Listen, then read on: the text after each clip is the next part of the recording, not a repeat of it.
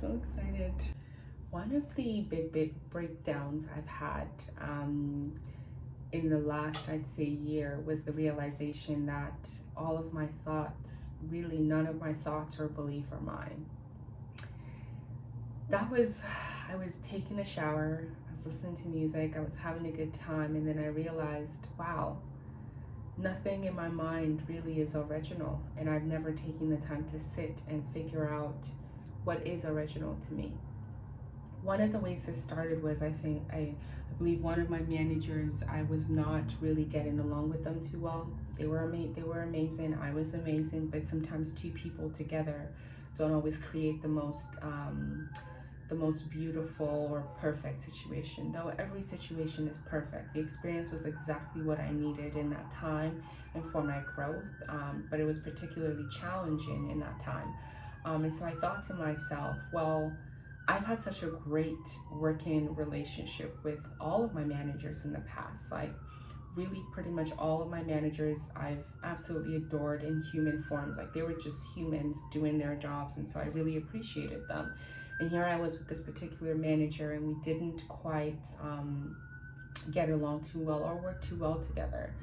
And so I thought to myself, and it was really impacting me because I felt very anxious about, what is today going to bring? Is today going to bring a challenging conversation about, or is today going to be a simple day where, we're able to see eye to eye?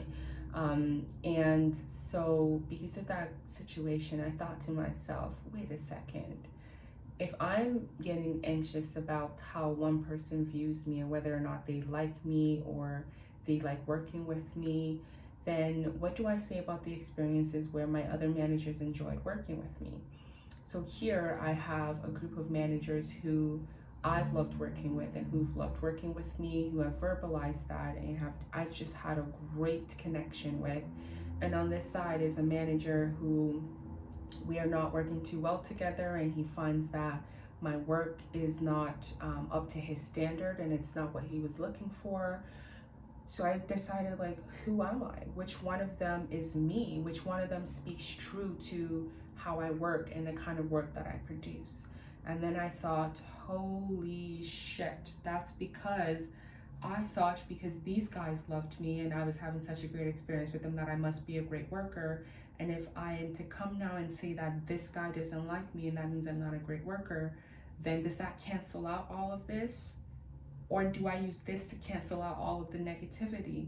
But yet I couldn't just use this to cancel out all of the negativity because I was still going through the negative, the not so pleasant experience.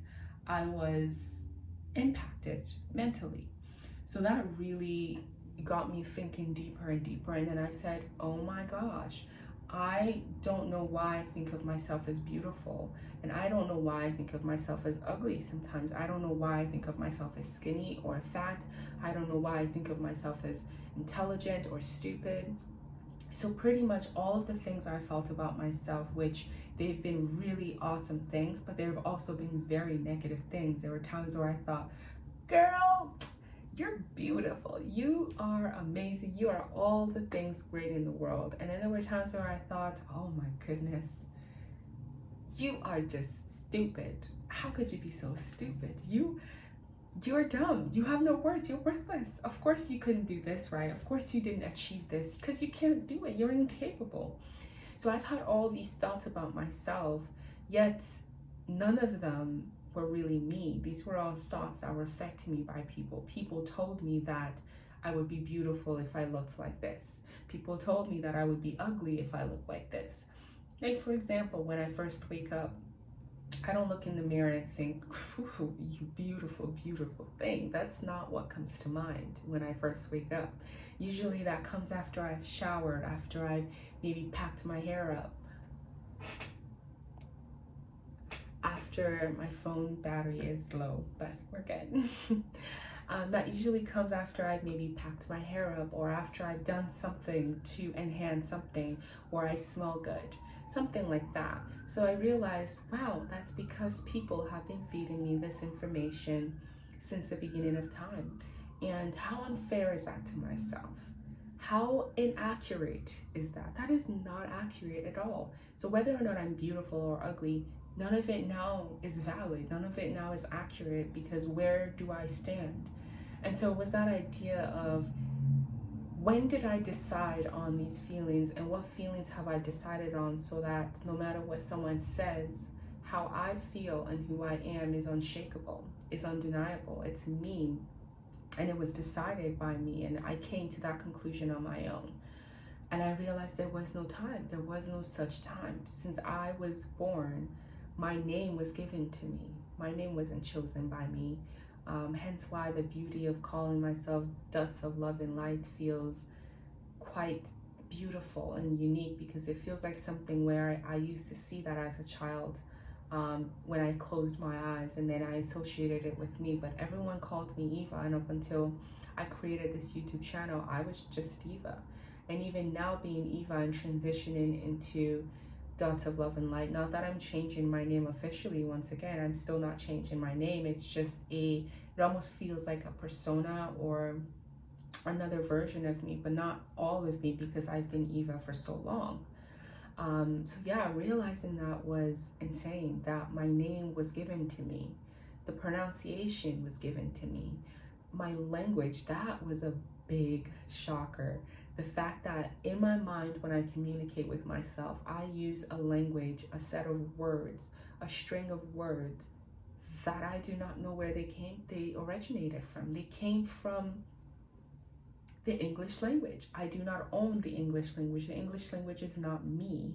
Yet the only way I can communicate with you and with myself is really through those languages. Even the feelings have also been diluted to, if I feel a certain way, I question whether hunger is truly hunger. So right now I'm actually hungry, probably why I use that example. But it's like, am I hungry, or is it that whenever a human felt this feeling, they labeled it as hungry, and now every other human that comes after them considers it hunger? But what if this feeling for me is actually not hunger? What if it's my body's way of saying that I'm anxious? What if it's my body's way of saying that I'm actually very happy? But my brain can't process that, because for so long I was told through my language that it's hunger. And also, in addition to that, I speak Isha. I speak Isha as well as English, broken Isha probably, but I speak Isha, and which is a dialect in Nigeria. And again, the only words, signs, processes I have to communicate to myself, to explain to myself what's happening, has been created by someone else. And by someone else, it's never just one person. It's a group of people. It's a tradition. It's a vibration created by someone else. So everything that I thought I was, every single time I thought I was beautiful, I was just mimicking other people's beliefs of beauty. Every time I thought I was ugly, I was just mimicking other people's beliefs of ugliness. And all of that made me think that, what if I was to be by myself? Ooh, another thing was fashion, my style. How many people wear turtlenecks? And why am I just wearing a turtleneck without anything on top or underneath? Because that is how it's done. When you wear a turtleneck, you just wear a turtleneck. Sure, there's some aspects that are me communicating directly, that I don't have any jewelry right now, for example, but that's not original either. And ooh, my name is not original. There's nothing original about me. Everything was created and validated by someone else. And that really had me in tears. Like, that broke my heart to think that I'd been so hard on myself. I had been so mean to myself. I misunderstood my own self using information created by others. And so I thought, yeah, what if I was to live by myself in a place without people around? What would I call myself then? What language would I speak then? What would I eat? How would I dress? That was a big one. You know, if I had no one to see me, no one to care, how would I dress? Who would I be? And realizing those thoughts made me feel so emotional. It made me feel as though living in a secluded place with little to no interaction with people for a period that is undefined right now would be beneficial to me. It would, no matter how small or how large that experience is, no matter if I do it for a day or, you know, a million days, that experience will somehow transform me and give me a little piece of nothingness, a little piece of me back. And so in the other video I filmed just previous to this one, I'd said that I desire to move out. I'd said that, you know, we're very busy and there's so much going on and there's so much all the time. I said too that I'd like to go to a place, a secluded place. I thought about Nigeria, because again, I'm from there, but it doesn't have to be Nigeria. It could be anywhere in the world. But going to a secluded place and either being by myself or with my daughter, who I created as well. And depending on when I do this and her age and her own decision, just being by ourselves, living in nature, living off of nature, and just seeing who I become then, seeing what thoughts come in. Now, the beautiful part and the most devastating part of this as well is that it feels right now in this moment that I still have no tools to get there. The only tools I have to get there are the tools created by others. So even if I was to go there and create my own language, it would be using sound, right? It would be using which again are something that we use in the English language. So even if I was to create a word and the words were backwards, I mean, think about it. English is only one language, but when you think of all the languages in the world, and even sign language and body language and all of those different ways that we communicate, even if I was to create a new one, I would be using a body that already exists. So it's devastating to think that I can be as original as I want. I can live in this forest without, and still everything all the tools I'd be using to create the version that feels truly me are tools that are inspired by everything that came before me. So essentially, we are never free of our ancestors, of the people that come before us. But at the same time, of course, we're free of that, and we have the opportunity to investigate, to research, to figure it out for ourselves.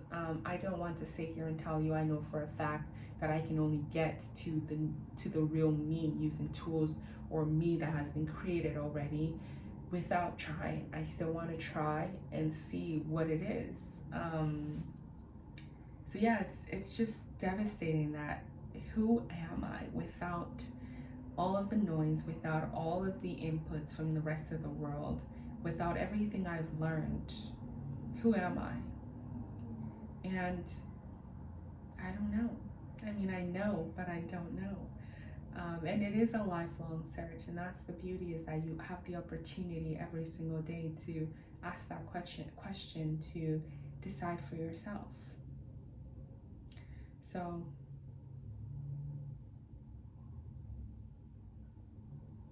I look forward to finding out. I look forward to doing.